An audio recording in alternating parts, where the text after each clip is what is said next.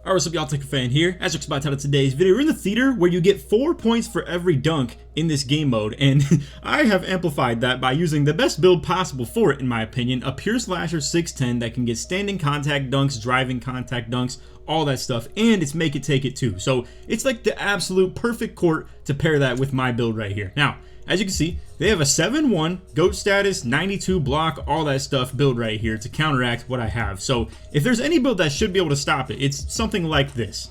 And as you can see, here's one more look at just the fact that he's 7-1, you know, yada yada, the high block, all that. Now let's go ahead and show you guys my build more detailed. Alright, so in case you don't know, this is my new 610. As you can see, we've kind of remade it just to have the 90 strength for the gold brick wall, the immovable enforcer, Hoff box out beast, all that stuff. And then I still have the 80 lay for this bonus layup. You'll see that in the gameplay as well. Besides that though, this is the best stuff you're looking at. 96 driving dunk, 90 standing dunk. I mean, being 6'10", it allows you to be as mobile as possible while still retaining the ability to get the standing contact dunks. And for that matter, being 6'10" allows you to still have 96 driving dunk too. It's unbelievable. Like 6'10" is the best height possible for a slasher in this game, period, in my opinion. And then you combine that with the good pass act, ball handle, speed with ball, the build can move really well. It still has good enough perimeter defense, and being this tall with this big a wingspan allows you to play pretty good defense regardless of the ratings being bad on the interior block. But anyway, let's go ahead and get to the gameplay real quick, and I'm going to show you guys how ridiculous this is when you pair 4-point dunks with this build and how I've kind of mastered it in a little bit of a way as well. Also, we're playing with my boy Tanner. He's one of my IRLs. We have him on the IRL team like that I've assembled with the 5-5 stuff. If you want to check that out of a full team of IRLs, we have a couple videos up on that. But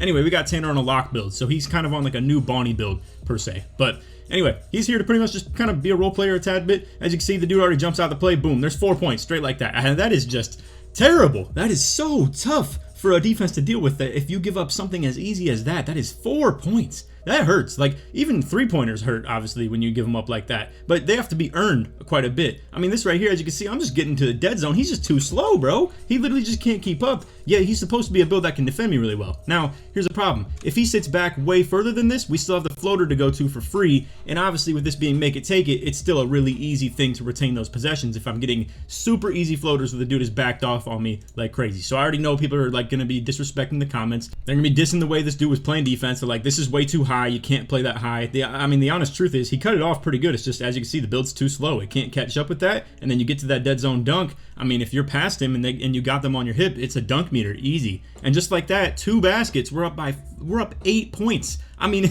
that is 4 points turned into 8, and that is just crazy. Now, as you can see, he's backing off real far. This is exactly what I was telling you guys about 2 seconds ago. You know, the floater, easy, boom, get that to go for free. 10 points. This stuff stacks up real quickly when we're playing like this. It's pretty tough for them to deal with, bro. So anyway, into the next possession, as you can see, once again, just going a little bit of ISO off here. I just literally get past him a tad bit, and it's a green dunk. I mean, dude, you have to be really quick on your feet to defend this stuff like this, and being 7'1" does not allow you to do so. I mean, look at this. He steps up just ever so slightly, can't move his feet quick enough. I get past him into that blinders area for the dead zone dunk. Green, dunk meter. Doesn't matter what your block is or anything like that or how tall you are. At the end of the day, if you can't keep up with it in the short burst area, and not to mention, we could even go and pick and roll with this stuff too if I had a little bit more of like a offensive valid point guard out here per se. But anyway, back into the floater again. He's sitting too low. Easy.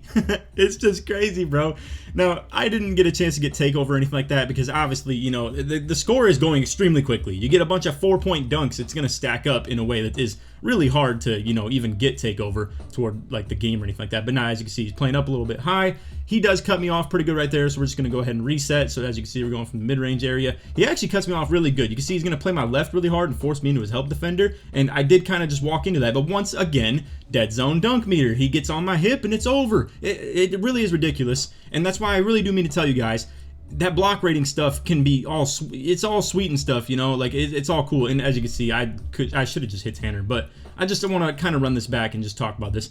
The dude has 92 block, he's 7'1" with a crazy big wingspan and everything. But this is a dunk meter every single time, and it's super hard to rip people out of, especially when you get put in these blinders hip dunks like this. It's just impossible to deal with. Whereas I could defend it really well positioning wise as long as I'm in a good spot with 25 block rating and, you know, 25 interior D or 40 interior D, whatever the case may be. And it's going to be hard to get a dunk meter as long as you're in the right spot. So it's all about mobility and moving your feet and positioning on the dunk meter defense. And it's not quite as much about the build and stuff like that, if you ask me. Same goes for the standing dunk meters as well. Anyway, I wanted to try doing some crazy stuff right here. There's this like move I've learned how to do where if I play from like this area and move back to about this area, I can get a backwards fade floater animation pretty much and really get stuff to work super good. Like you wouldn't believe it, but unfortunately, you know, as you can see, they play for the double team blitz right there.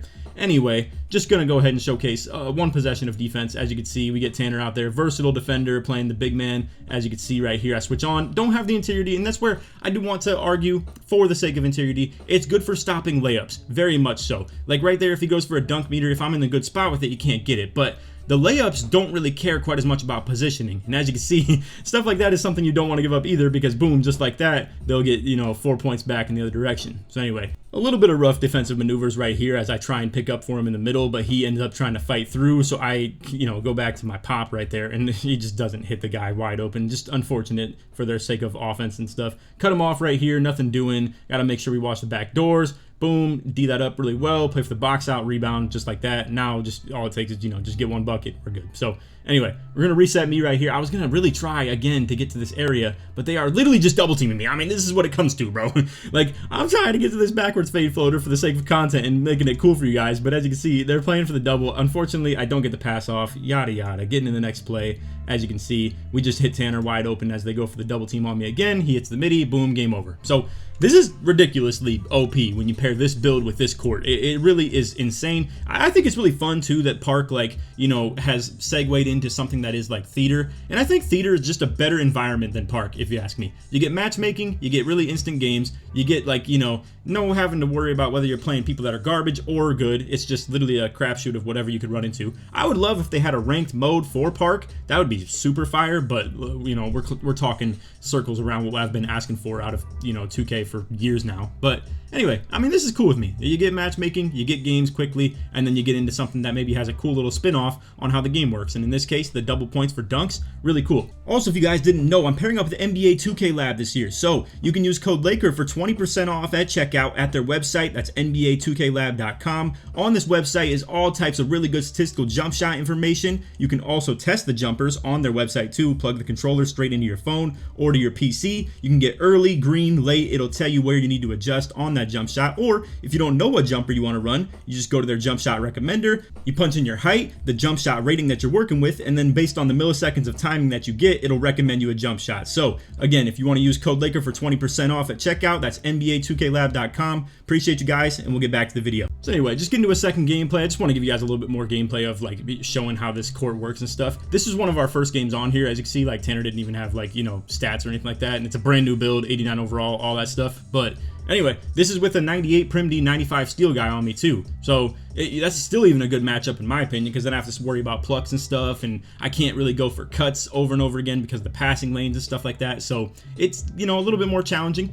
I actually will argue that builds like this are harder for me to go at than those super high block builds that are, you know, a lot slower and stuff. And as you can see, Tanner's wide open, but it's like, hey man, the triple threat's getting me open. That's 4 points and it's pretty automatic, so why not, you know? And it's the beauty of being on here. Normally, like, you know, it's the classic, like, your guards will be like, bro, I don't want to play by the twos, I don't want to do that garbage or anything like that. You can see that was a terrible take though, for, you know, an example, but it is what it is. But you guys get what I'm saying. Like, guards sometimes they don't want to go for any of that BS of like watching you take the 2-pointers. They just want to see the threes go up, and they'll just take them and say anything other than that is bad value. This stuff right here, I mean, they're getting 4 points for every dunk. It's hard to turn them down, especially with the efficiency that it's going to add as well. So now as you can see, once again, it's just like rinse and repeat, bro. You dunk on people twice, they sit paint, and then they're like, I got it, we're good from here. Nope, floater going up, easy money. And it's just like rinse repeat. I'm telling you, it's almost every game that people play you like this. And really, you can't even argue that there's a much better way to play it. I mean, right here, you can see I actually like tried to bait him out with it. Unfortunately, I did that extra step back right there. Right here, I'm not really getting anything. So I'm trying to go for that backwards fade floater. I don't get it to go, and as you can see, unfortunately, the animation just doesn't play out. So you will not see it today's video, unfortunately. I wanted to really get some good content of that, but anyway, let's just go ahead and skip back to offense. So we get the ball back, as you can see, boom, getting into another dunk. Actually, I gotta show you this. Tanner had a crazy lane. This is insane. So they pass it to my guy and pass it straight back to his. As you can see, he is in the freaking lanes with silver interceptor. That was ridiculous. He's got the gloves on and everything. Like he's playing football, bro. But anyway, dead zone dunk meter, standing dunk. I mean, this is like literally the most rinse and repeat over and over again dunk that you're gonna see, because all I have to do is just square up at the basket. So you don't want to rush anything. You don't want to get into this dunk too quick, because if you do it quickly, you're not going to be squared up enough at the basket, and it'll give you a layup instead. So as you can see, I just kind of you know, stand here for a while, go straight up with it, boom. Standing dunk meter in the dead zone is always going to be huge every single time. It's really easy to get to them off the O boards. Combine that with the fact that, you know, you could even just walk your way down there sometimes too. It really is a tough area to guard of the court. And not to mention, people in Pro-Am go for the fouls on that more often than not because they just go for the intentional. They know it's going to be a really easy shot to make. Whereas in this, you can't intentional foul at all. You have to just hope that you're going to get a reach-in foul or something like that. So right here you can see I'm going for the bait again. He already jumped out to it last time I went for it. So now in this case, I literally just sprinted down, made it look like I'm going for the floater, simulate every, you know, motion I would do of trying to get to that float animation. You get him stepping high, boom, get to the dunk meter off that with the blinders, and boom, like you're just into that spot. It's just literally so broken, and combine that with the fact that it's worth 4 points, it's just insane. So anyway, right here, once again, I try and go for the freaking backwards fade floater, but dudes are on me, and we're just gonna have Tanner in the game right here. So Midi for the win. Once again, same thing that we did last game, where I just score all 20 points, and then Tanner gets the 2-point Midi at the end. But anyway, I just wanted to show this. I thought it's like cool that, you know, they have a game mode that's very centered around something like this, and I know it's been around for a while, but pair that with a build like mine, it's really cool that you can get niche things that support your playstyle that really make you want to get on a game mode like this while it's available for the time being. I'm not trying to shill for 2K way too hard.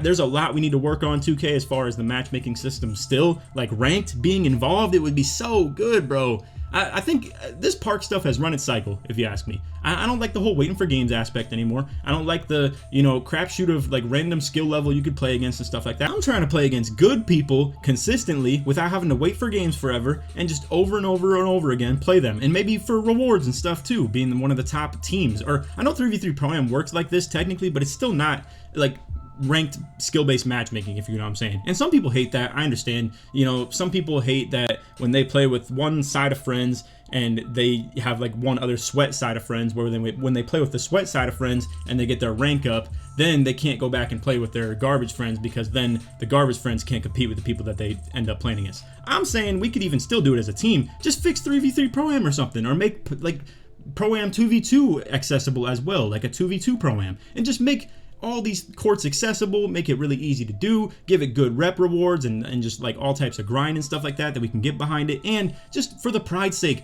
actually play against good people if you are a good player yourself. That's all I'm asking for. But anyway, that's all for my tangent. I just wanted to give you guys some nice gameplay of here, this, you know, specific game modes and stuff like that. But anyway, that's all. Appreciate you for watching. If you made it to the end of the video, put dunk in the comments, show your support to my way through it. You can put 4 to show your support that you made it all the way through. But anyway, that's all. Appreciate you for watching. None of that. Take it easy, man. Peace.